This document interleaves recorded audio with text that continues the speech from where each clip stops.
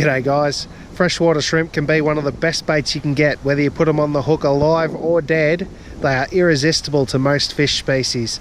Today I'm going to show you how to catch them and how to store them for later usage.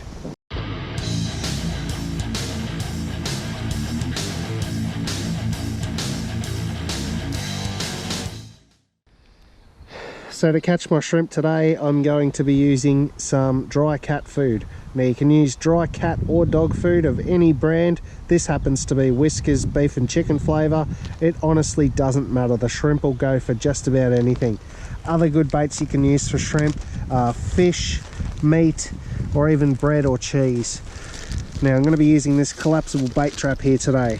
I'm just going to open up the little bait pouch at the top there and fill that up with a couple of handfuls of this dry cat food. You can get these collapsible bait traps from just about any tackle shop. You can also get them from big retailers like Big W and Kmart. Alright, I'm going to chuck this first one out just next to this stump here. Shrimp like places they can hide, and these nets are going to be in overnight, so I don't have to worry about looking for shade. But if you're throwing in during the day, shady spots are pretty good. But because I'm going overnight, just next to this old tree stump here looks pretty good. So all I have to do is lob that out there and let it sink to the bottom. I'll do the exact same thing with my second net here, and I'll get that out in a different spot. Right, my second one's going to go over here underneath this grass. I'll throw it out a couple of feet, but not too far from the bank, just far enough that it gets a little bit of depth. So I've put in one net next to that tree stump there, and I've come up here and put in another one under this overhanging grass, and it was a lot deeper there than I thought it would be, but that shouldn't hurt. I'm going to leave them in overnight, and I'll come and check them bright and early in the morning and hopefully have a net full of, or a couple of nets full of shrimp.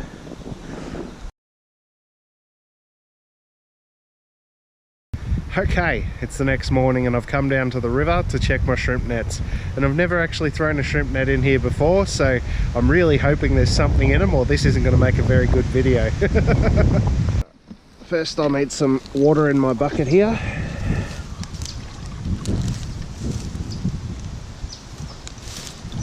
That should be plenty. Alright, let's check this first one, which I threw in next to the old tree stump here. There is a lot of shrimp, and I think a yabby in there as well. What a bonus.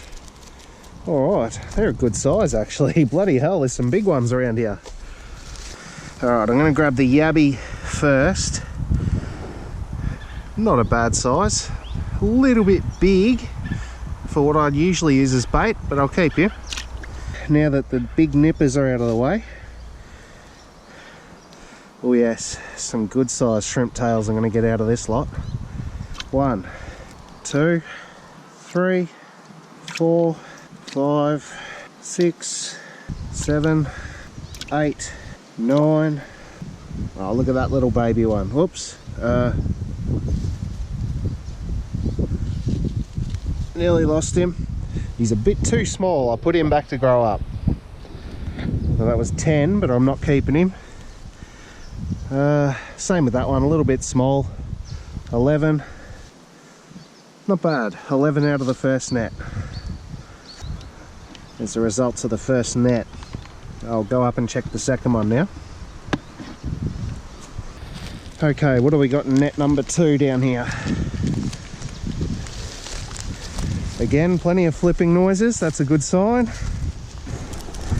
Yep, not a bad haul again. Another little yabby. He's a better bait size yabby. Look at that little guy.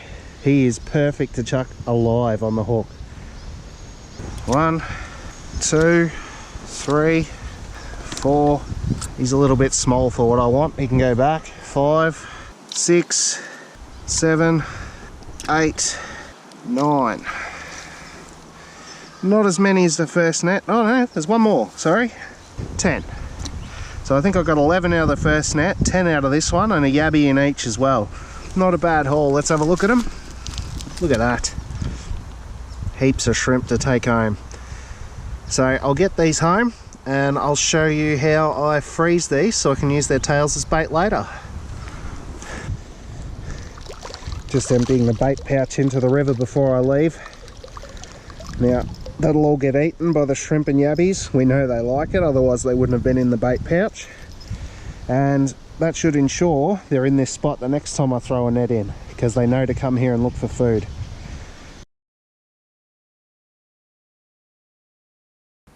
Right, well usually I'll use sawdust for this part, but I'm just going to use this wood chippy, dirty type mixture out of a pot out the backyard today.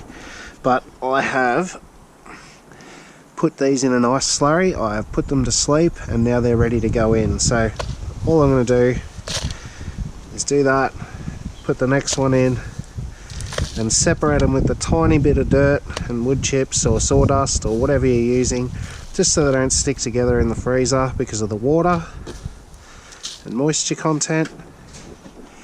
And it's as simple as that. Once I've put them all in, I will put it in the freezer and they'll be ready to use as bait whenever I go fishing. Simple as that, guys. There we go, they're all in and they're all separated with some sort of loose mixture. I prefer sawdust, but dirt or wood chips or anything works just as well. Well, there you go, guys, a quick guide on how to catch your own freshwater shrimp, freeze them and store them to use as bait later on. I'll put a link to a video in the top corner, I'm pretty sure it's that corner, on a video where I actually used those frozen shrimp tails and did really well. They're great for all sorts of species, guys, give it a try. If you liked the video, give me a thumbs up, leave me a comment down below. I'll catch you in the next one.